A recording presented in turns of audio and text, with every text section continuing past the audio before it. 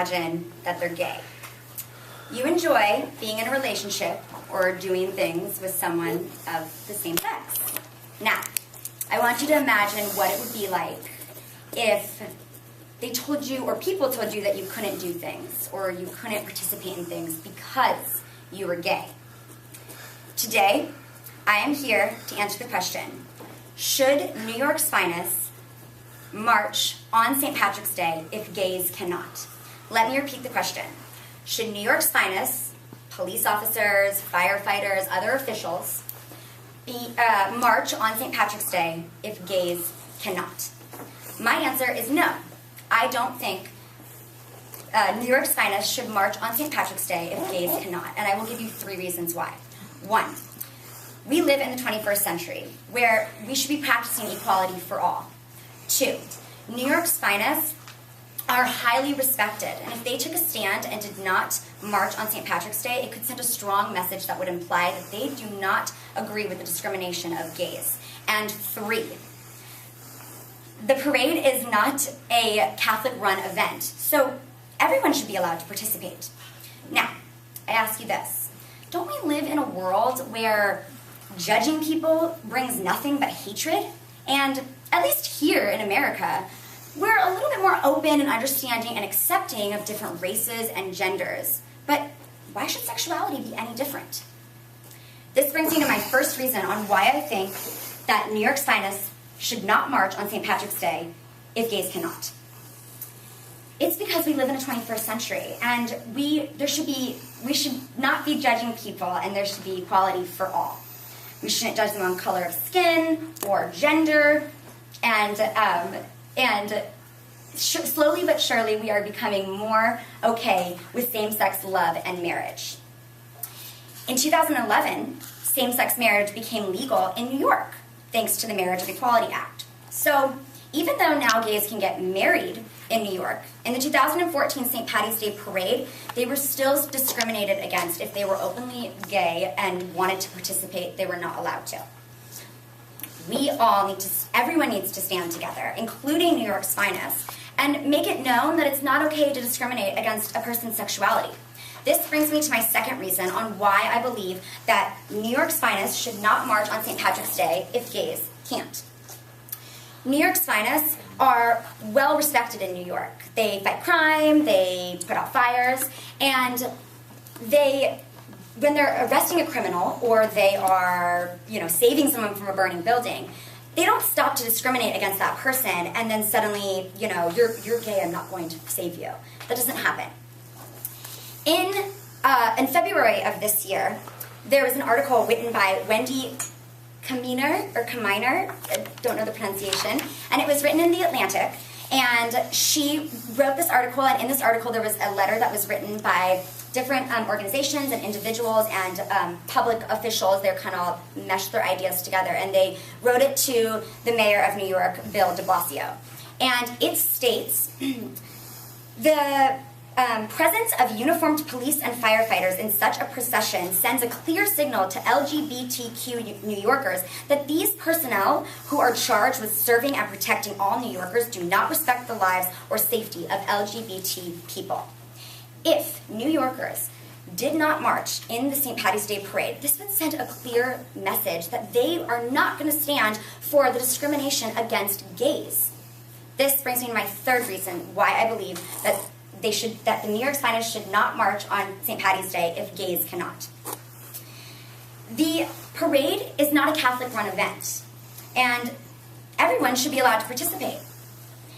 Yes, it is true that many religions do discriminate against homosexuality, but this parade is a nation's premier event that celebrates the pride and heritage of Irish Americans. And although it is closely identified with Irish Catholicism, it is not run by a church, meaning that religion should not be influenced or have any sort of an influence on who can participate in the parade. Many Irish Americans, gay or straight, just want to participate to celebrate their heritage. So, New York's finest should not participate or not march on St. Patty's Day parade until they can all come together and realize what the real meaning is, which is to just march for the heritage and the culture of Irish Americans. The sexual preference of the participants should not matter. In summary, I have shown you 3 reasons why I think that New York's finest should not march on St. Patrick's Day if gays cannot. 1, we live in the 21st century. Equality for all should be practiced by all. 2, New York's finest are well respected. And if they took a stand and didn't march, it would send a positive, clear message that they are not going to stand for the discrimination against gays. And 3, the parade is not a Catholically run event. So religious values should have no factor in the matter. There should be no discrimination against anyone, and everyone should be brought together to really remember what the true meaning of the parade is about, which is to celebrate the heritage. It has nothing to do with the sexuality of the participants that want to participate. Now, there should be no doubt in this room that it would help create equality for all if New York's finest don't march, if they don't march in the St. Patrick's Day parade until gays are allowed to. Now I want you to go back. I want you to imagine that you're gay and that it doesn't matter. You can do what you want. You can love who you love. No one is discriminated against you at all. Wouldn't that be nice? I want to quickly say that on September 4th of this year, Andrew Seif, I believe that's his last name's pronunciation, he wrote an article for NBC New York, and it actually stated that a gay group will be allowed to march under their own banner for the first time this year, as in 2015's St. Patrick's Day Parade. Thank you. Thank you. 7:26. Let's see, let's start over here. Yes, please. Hi, I'm Haley. Hi, I think you did a Haley. great job, commanding everyone's attention. You, sounded very confident. I knew what you were talking about. Thank you, Haley. Improvement? Nivian. Hi, Nivian. It was good, but I thought at the end the conclusion was way too long, and I thought you would end it I thought you were going to end it 5 or 6 times. So I think the information should have been in the body, and then you could have a conclusion. Okay. Let's see if I can find the roll sheet. Yeah, I can find it. There's your roll sheet. Thank you, Nivian. Yeah, you drew out the ending a little bit. I know you wanted to get in that happy ending, so that was kind of cool. When you start off with this, imagine this or imagine that, that's okay. Sometimes when people are asked to imagine something that they're not, they will recoil from it, or they will do it gladly. You just have to take that into account. Try a different kind of introduction, a poem, a quote, a story, or a joke for your next presentation, so that you get in the habit of what is that? No, I have one. I gave it to you. Which one is it? It's right here. Just sign it. This one has. Oh, I see. Yeah. Perfect. You don't need it. Okay. Your thesis was good. You took a position and you had 3 strong reasons why. Your 6th statement was good and very consistent with what goes on this campus and what's happening in the 21st century, so that was fine. Your first reason was that the cops ought not be participating in this parade, if the gays cannot, and that they're such a prestigious organization, right? They ought not be doing it. And I think that that's a pretty reasonable position to take. Your second reason was that you talked about the firemen. They don't discriminate when they say, oh, you're gay, we're going to let you burn to death, and nor do the police department not protect gays, although there have been some question about that in the past. The Catholic run event, too, a little fuzzy, but okay. Your summary, your conclusion, and tie back were all fine. You got the basic thing down. You got the basic pattern down. You did it without notes, and that was excellent. You wanted to have the speech completely extemporaneous, and it was. You wanted to cite the speech in the correct format, and you did. You fully cited the year and the name of the author and where it came from, and that was good. The only thing was you went a little over time, so that was a problem. But other than that, you did a nice job. Thank you. Okay, do we have volunteers, or should I call on somebody? People that can't come at 4, come up front. Okay, no volunteers? Okay, I'll call on people.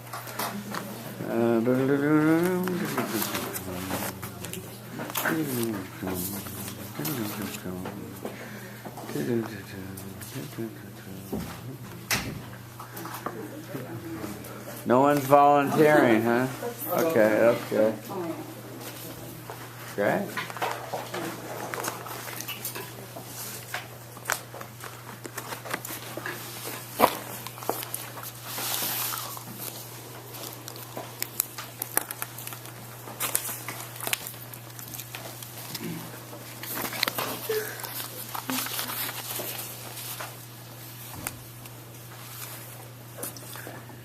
You step back a step.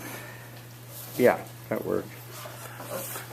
He's managing attention, communicating respect non-verbally, finding friendly eyes near the front and center. Say your name, feel the love. Start your speech. Hi, Nivian. Thank you. This may come as a surprise to some of you, but I get stopped at the airport a lot.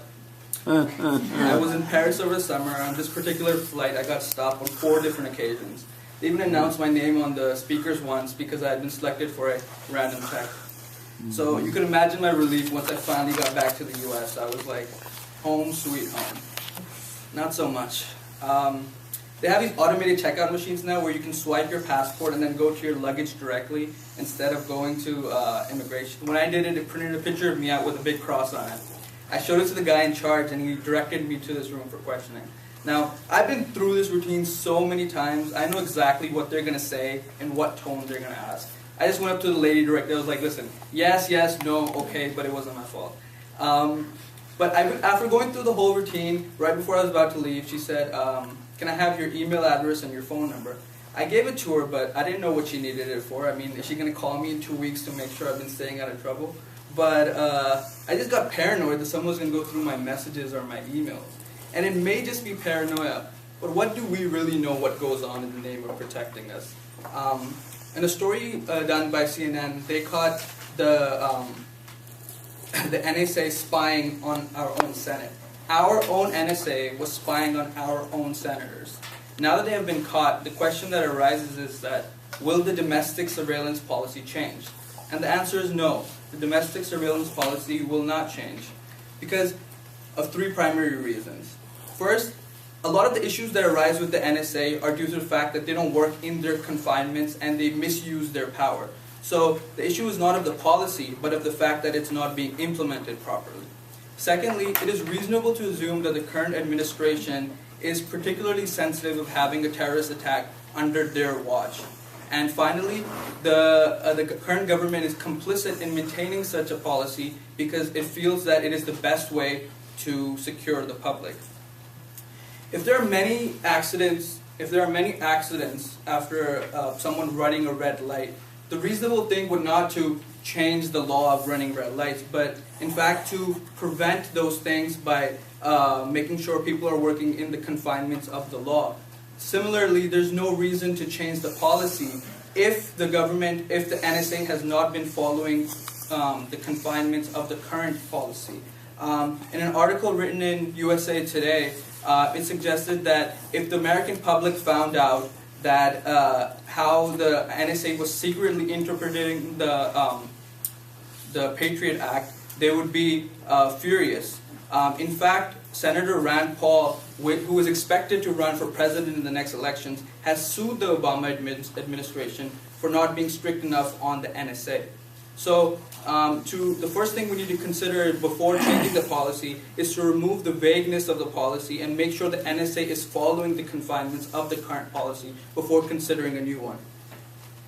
Secondly, it's reasonable to assume that the Obama administration is particularly sensitive in having a terrorist attack under its name, even if it has to sacrifice our privacy in the way. During the conversation on the HBO show Real Time with Bill Maher, they suggested the exaggerated resistance Obama received from the Conservative Party, and he was coined the weak or not strong enough president. So it is easy to understand why Obama would be particularly sensitive in having an attack under his watch. On multiple occasions, we've seen Obama defending the NSA by saying that there's no way to have 100% security and to have 100% privacy at the same time. You may shout out Big Brother, but we feel that we found a good balance between the two. Finally, the government is complicit in maintaining such a policy because it feels that it is the best way to protect the public. When I say complicit, I'm nowhere implying that we have an evil government, but the fact that it feels that this is the best way to secure the public. And in my opinion, that is far more frightening, because there's nothing more scary than someone who thinks they're doing the right thing. According to an article written by Mark Thiessen, the terrorists don't have any visible compounds and armies, so there's no way to detect their whereabouts if we do not do surveillance. In addition, Mark Hayden, who was the former CIA and NSA director, said that a counter policy called the Freedom Act, in replacement of the Patriot Act, would be supported only by the ISIS.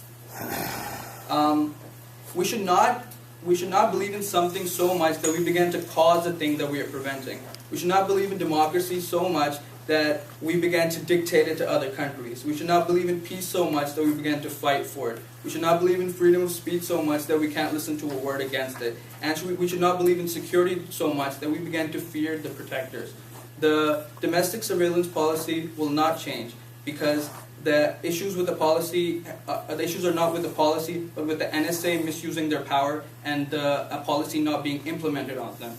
The domestic surveillance policy will not change, because the Obama administration is particularly sensitive of having an attack under their watch, and the policy will not change because some people believe it is the best way to protect the public. Thank you.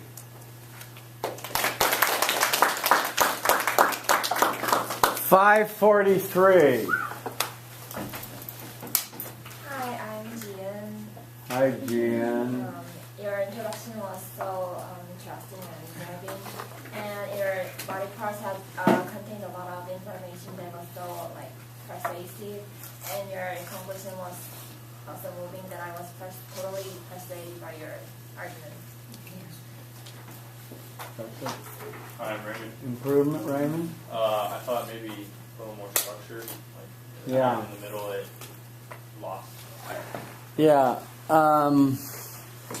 Vivian, we need to have structure in your speeches, and I'd like to see it in your final speech, which reminds me, if you have not, is there anyone that's not signed up for their final impromptu speech? Just one person? Have you signed up for your final impromptu speech?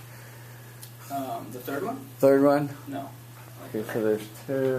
Everyone else is signed up, so you need to get the impromptu. Okay, let me finish and then I'll do this. Couple of things. We're looking for, starting with the intro. It was a great grabbing intro. You look like a terrorist, the classic terrorist. I tried. And so I think that you played that off well, nicely. I'm a terrorist. I've been stopped 90 times and all that. So it was a good play on it. It was good. It was a true story, though. But Yeah, it's a true story, and I'm sure it is. We have a kid that's Persian on our team, and he gets stopped every time when we travel on debate trips, and it's sad, and it's kind of scary, but anyway, it happens. So, and they go the same rigmarole that you go through, Right. you know, and it's really, well, whatever. I'm not going to digress. Sure. But anyway, you had that kind of intro. I would have liked to have seen you tied back to that intro in the end after your conclusion. So if you don't want to join me in being delayed an extra hour at the airport every time you go through, perhaps you'll want to do something about this policy or something, okay? On your thesis preview, it was pretty clear how you answered the question, although you didn't repeat it, so we weren't everyone wasn't positive, but you did state the question.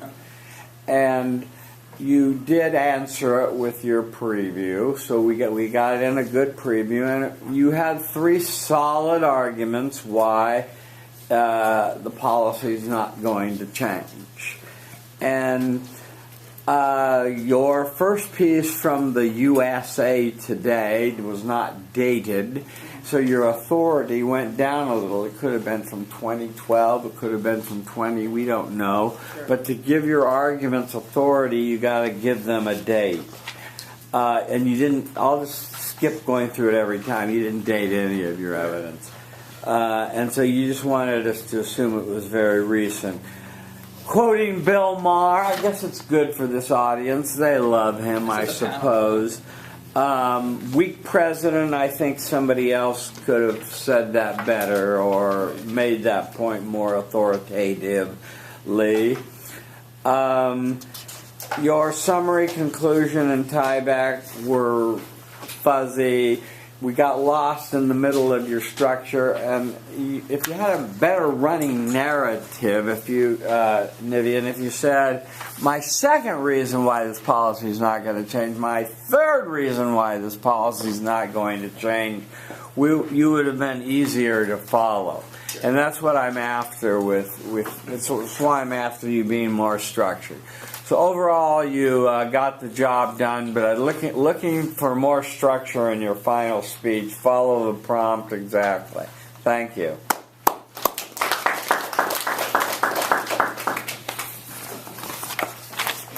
Okay, next. Go, yay.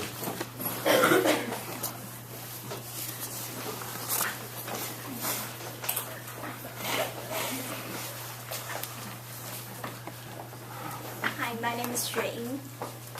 Hi, Zane. It's the most hope lots of us have ever had, said Holly Brown, whose 9-year-old daughter Sydney began speaking and laughing since moving to Colorado from Kansas City and taking marijuana strain. Holly Brown is not alone. An influx of families with seizure-stricken kids from other states are putting down their roots in Colorado, a pot-legalized state, in the hopes that the cannabis treatment will help their kids. The news is published on U.S. Daily News on February 18, 2014. If marijuana can save people's life or give people who suffer from some diseases a quality life, why we should have to absolutely ban it?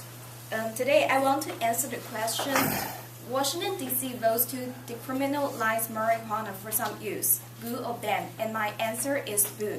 And I will give you 3 reasons to support my argument. First, I will clarify some myths about marijuana by showing you marijuana is not a culprit for many health problems.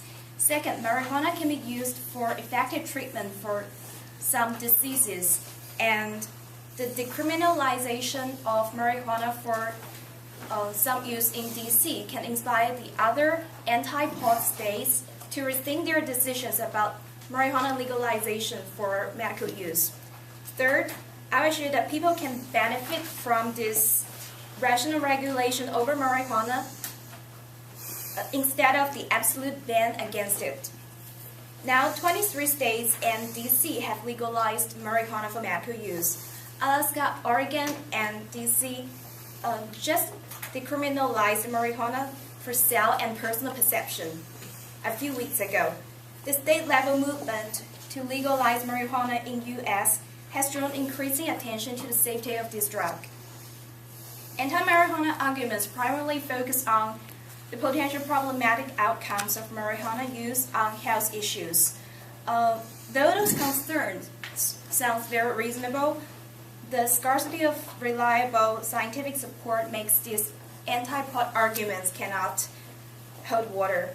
My first reason is that marijuana is not a culprit for many health problems. Some anti-marijuana advocates argue that pots can cause many physical and mental health problems such as dysfunction in daily behavior, addiction, schizophrenia, depression, or even suicide. Is that true? Studies show no. Marijuana is not addictive compared to other drugs like cocaine or heroin.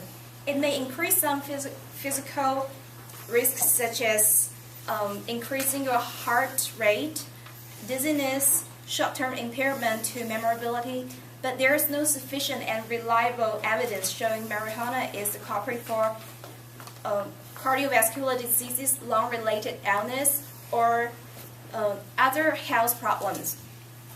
Does marijuana cause problems mental health?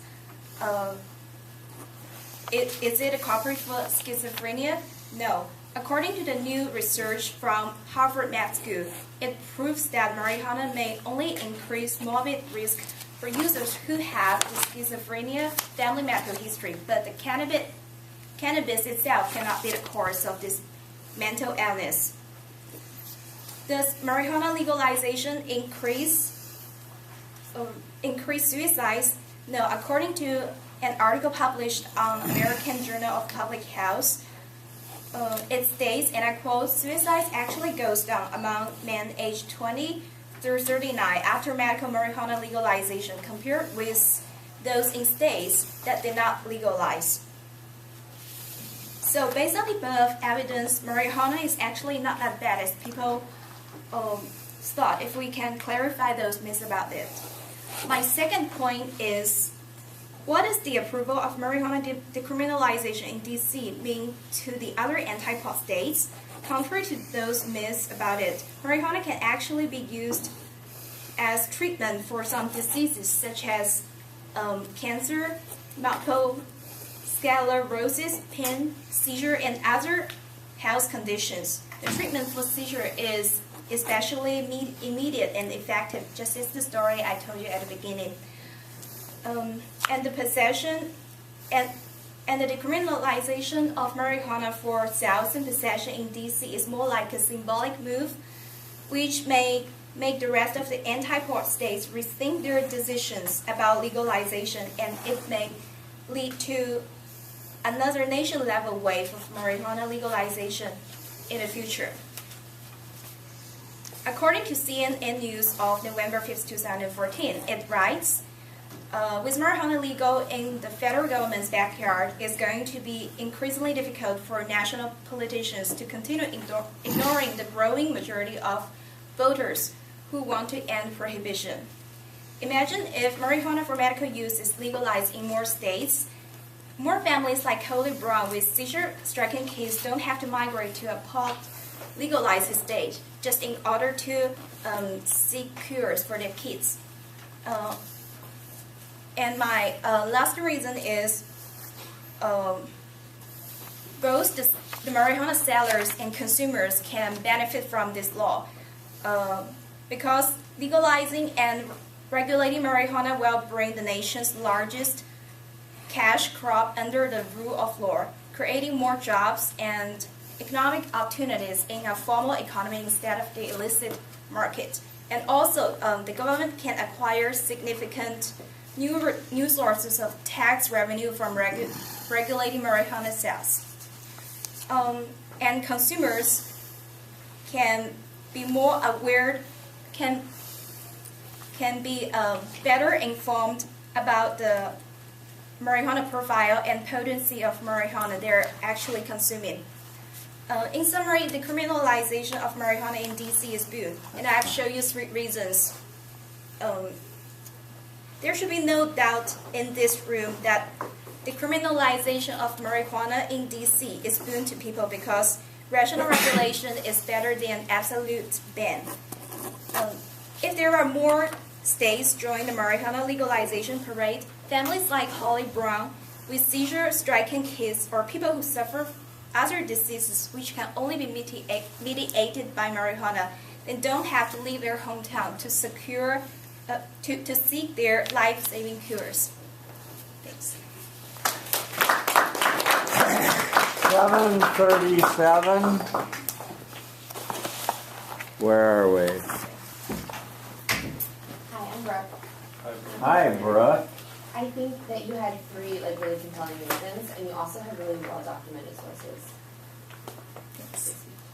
Improvement.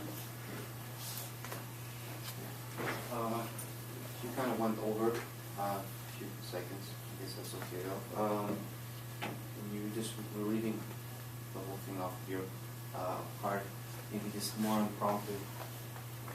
Thanks. More extemporaneous, you mean. Yeah.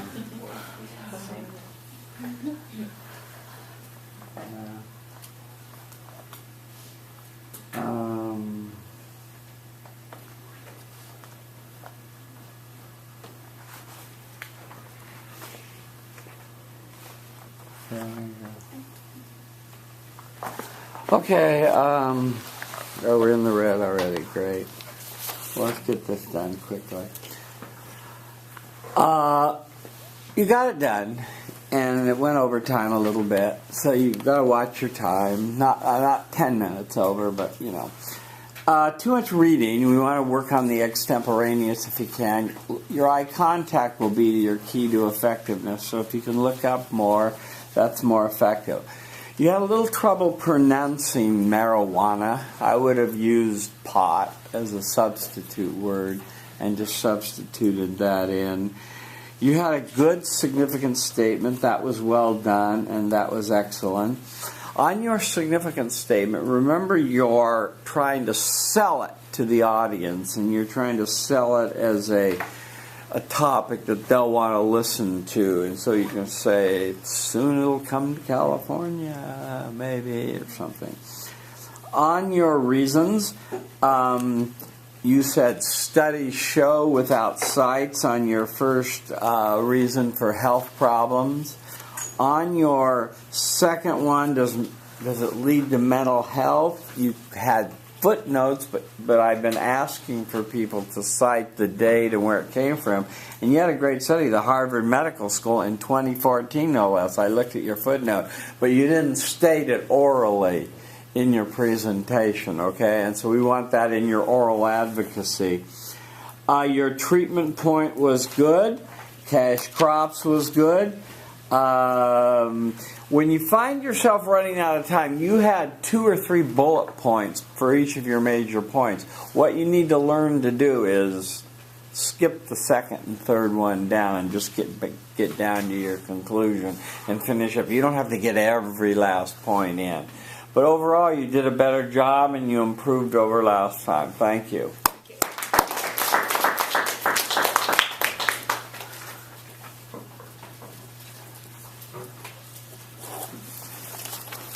Okay, next.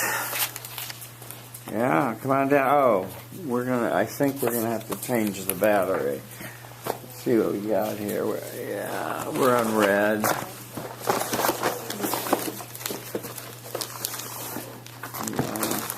And now we're gonna do on this today.